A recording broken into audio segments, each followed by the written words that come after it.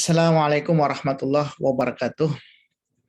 Pada video kali ini kita akan kembali melanjutkan topik tentang study skill atau keterampilan belajar yang harus dimiliki oleh para mahasiswa dengan topik kajian mind mapping.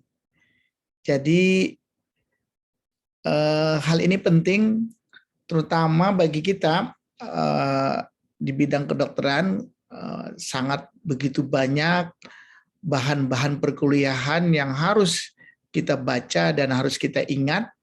Oleh karena itu, kita harus mempunyai suatu metode pembelajaran yang kira-kira bisa membantu meringankan beban kita. Nah, berdasarkan penelitian, salah satu metode yang bisa membantu itu menurut Buzen tahun 2012 itu adalah melalui mind mapping ini. Ya, karena dengan mind mapping ini daya ingat kita itu bisa meningkat sampai 78%. Jadi ini sangat penting sebagai bekal keterampilan bagi seluruh mahasiswa. Nah, mind mapping ini merupakan salah satu konsep belajar yang paling revolusioner di dunia pendidikan. Nah, di dalam sejarah memang mencatat ada beberapa ahli, ya salah satunya adalah Tony Buzan ini. Dia sudah memperkenalkan tahun 1970.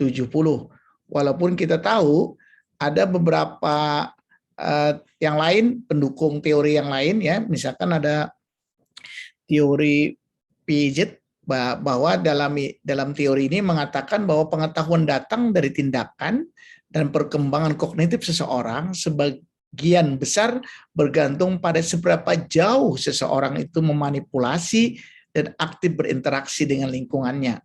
Jadi dengan mind mapping seseorang kemudian akan membangun sendiri skema pemikirannya dan membangun konsep-konsep melalui pemahamannya.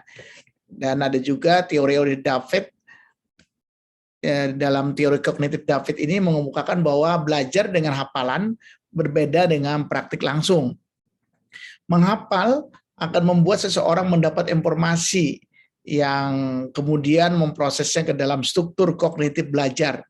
Jadi hafalan sebagai suatu proses belajar yang dilakukan dengan mengingat kata demi kata.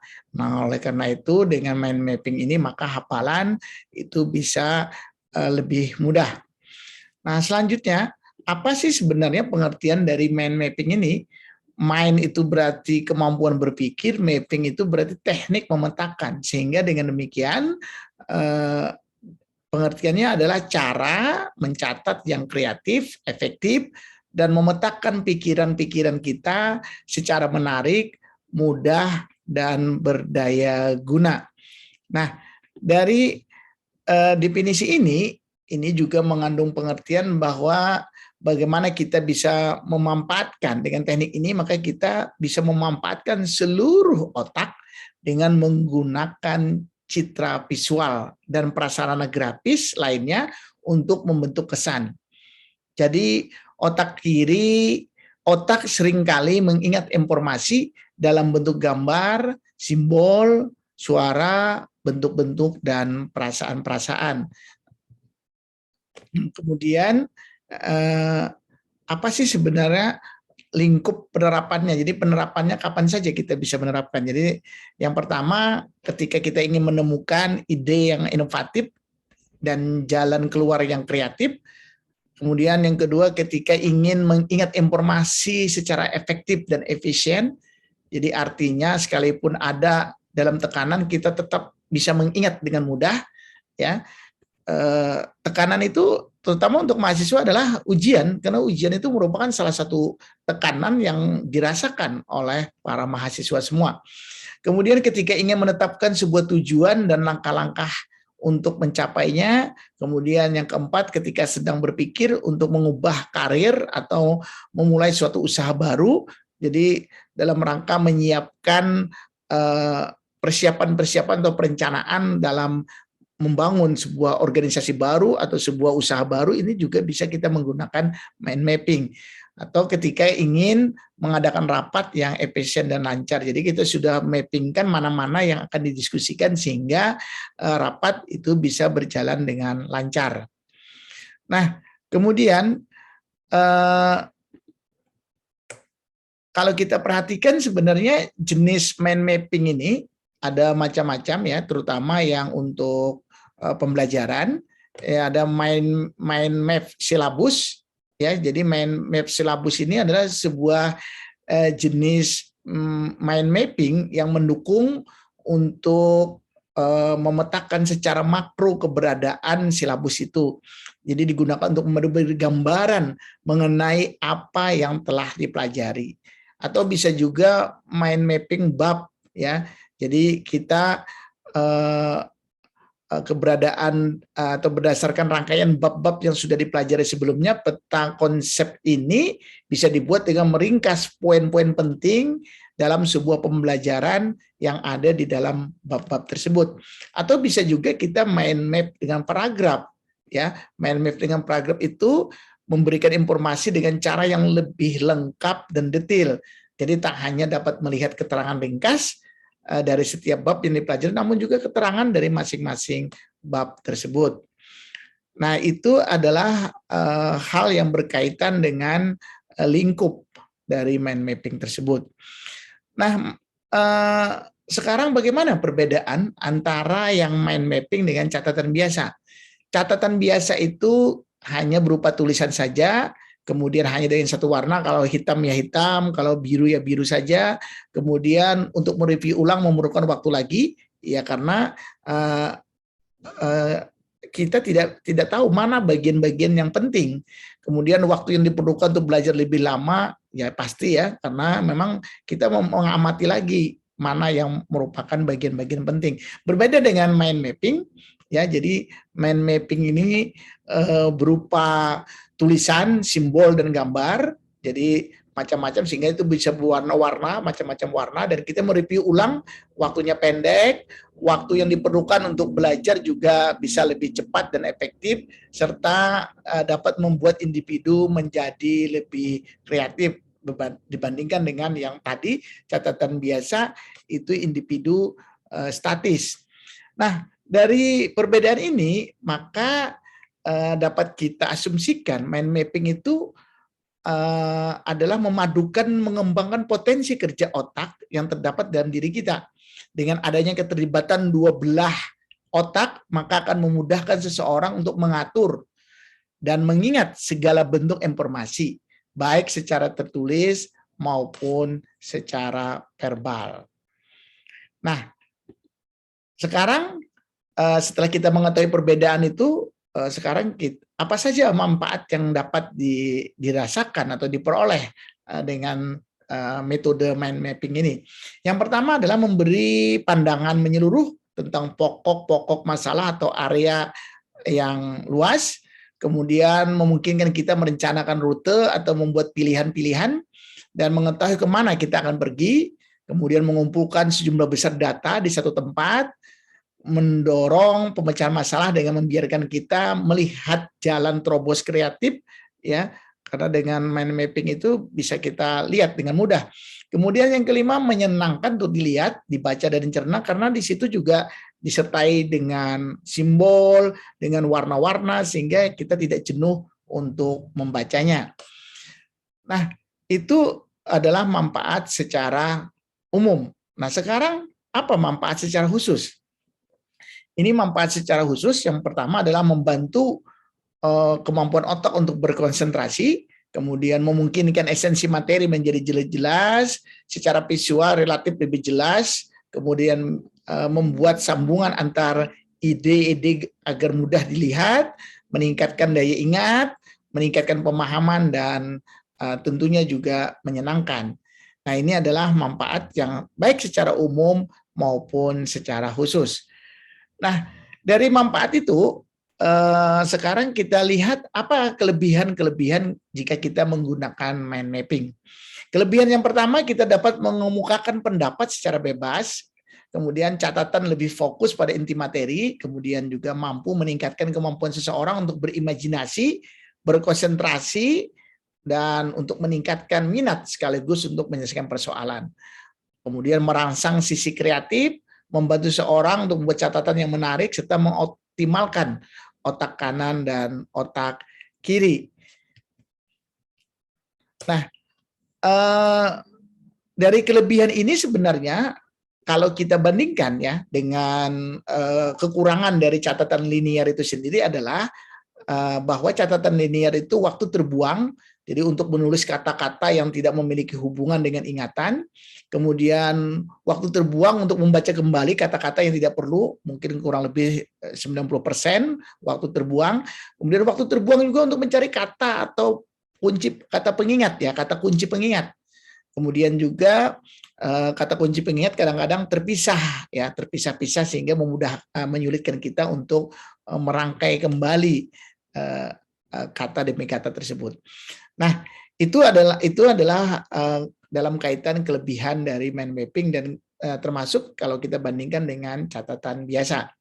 Namun mind mapping ini ada kelemahan. Yang pertama bahwa mind mapping ini kelemahannya hanya mahasiswa yang aktif yang mungkin mau dan bersedia untuk melakukan. Jadi tidak semua mau ya. Kemudian tidak sepenuhnya mahasiswa itu belajar, karena bisa saja harapan kita sebenarnya dengan dia mind mapping itu dia membaca dulu, membaca konsep dulu, lalu dibuat dalam bentuk peta tadi, sehingga dia bisa menjelaskan dan memahami dengan lebih baik. Tetapi ini bisa tidak dilakukan dengan mengcopy paste atau dengan mengopi yang sudah dibuat orang sebelumnya, sehingga ini akibatnya juga menyebabkan bahwa mind mapping yang kita hendaki itu tidak tercapai. Kemudian kekurangan selanjutnya adalah jumlah detail informasi mungkin tidak dapat dimasukkan karena memang mind mapping itu tidak sampai bagian detail yang sangat detail. Dia hanya secara garis besar tetapi menyeluruh, seluruh bagian-bagian itu bisa dipelajari dengan mudah. Nah, oleh karena itu dengan kita melihat beberapa kelebihan-kelebihan dan manfaat tadi, maka selanjutnya bagaimana langkah membuat mind map tadi. Ada 7 langkah yang bisa kita lakukan untuk membuat ini. Jadi yang pertama adalah mulailah dari bagian tengah ya. Jadi dari bagian tengah yang kosong, yang sisinya panjang diletakkan secara mendatar. Jadi memulai dari tengah ini memberikan kebebasan kepada otak untuk menyebar ke segala arah dan untuk mengungkapkan dirinya dengan lebih bebas dan alami. Itu yang langkah pertama. Kemudian langkah yang kedua, gunakan gambar atau simbol untuk ide sentral. Ya. Jadi dengan sebuah gambar bermakna 1000 kata dan membantu kita menggunakan imajinasi. Sebuah gambar sentral ini akan lebih menarik dan membuat kita tetap fokus, membantu kita berkonsentrasi dan mengaktifkan otak kita. Lalu yang ketiga adalah menggunakan warna. Jadi dengan menggunakan warna ini bagi otak warna sama menariknya dengan gambar.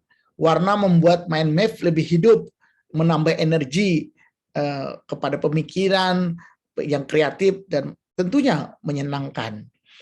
Nah, kemudian langkah selanjutnya adalah hubungkan cabang-cabang utama ke gambar pusat tadi. Nah, dengan kita menghubungkan cabang-cabang tingkat 2 dan tingkat ke tingkat 1 dan 2 dan seterusnya, ya ini akan apabila sudah terbentuk cabang-cabang tadi, otak bekerja menurut asosiasi. Otak senang mengaitkan 2 atau lebih hal sekaligus. Bila kita menghubungkan cabang-cabang, kita akan lebih mudah mengerti dan mengingatnya. Kemudian selanjutnya, pada langkah kelima, kita membuat garis melengkung, bukan lurus, ya. Jadi cabang-cabang yang melengkung dan organis jauh lebih menarik bagi mata. Jadi kalau lurus mata biasanya bagi mata kurang menarik. Kemudian selanjutnya gunakan satu kata kunci untuk setiap garis. Jadi kata kunci tunggal itu memberi banyak daya dan fleksibilitas kepada mind map ini. Kemudian selanjutnya adalah menggunakan gambar. Jadi gunakan gambar pada setiap cabang mind map ini seperti gambar sentral, sehingga setiap gambar ini dapat bermakna 1000 kata bagi otak kita. Dan ini sebagai contoh bagaimana mind map tadi, sebagai contoh misalkan kita ambilkan ini adalah tentang rangka ya. Jadi rangka ini kita bagi nanti berdasarkan definisi dulu rangka ya, yang warna ungu muda ini, rangka adalah kumpulan tulang yang tersusun dan dihubungi dengan sendi. Kemudian baru jenis tulang. Nah, jenis tulang itu disertai dengan gambar, ada tulang pipa, kemudian ada tulang pipih, kemudian ada tulang pendek. Nah, kemudian rangka ini juga kalau kita bagi ada berdasarkan rangka kepala dan juga ada rangka badan. Nah, rangka kepala itu terbagi lagi, ada tulang dahi, kemudian tulang mata, tulang hidung, tulang rahang atas, tulang rahang bawah, kemudian tulang pipi, tulang baji, tulang pelipis, tulang kepala belakang, dan tulang ubun-ubun. Nah, sedangkan dalam rangka badan, itu bisa tulang leher, tulang selangka, tulang belikat, tulang dada, tulang rusuk, tulang belakang, tulang panggul, tulang ekor maupun tulang kemaluan. Sedangkan rangka dari anggota gerak itu bisa kita lihat ya, apakah nanti pada bagian ekstremitas, misalkan ekstremitas atas dan ekstremitas bawah, atau pada lengan atas ya maupun pada tungkai kaki, ini juga ada pembagiannya. Nah, jadi dengan memahami ini belajar kita bisa lebih mudah dan tentunya lebih mudah kita menghafal, sehingga pelajaran-pelajaran atau bahan-bahan kuliah dapat kita rampungkan dengan mudah. Nah, ini mungkin yang dapat kami sampaikan. Terima kasih. Assalamualaikum warahmatullahi wabarakatuh.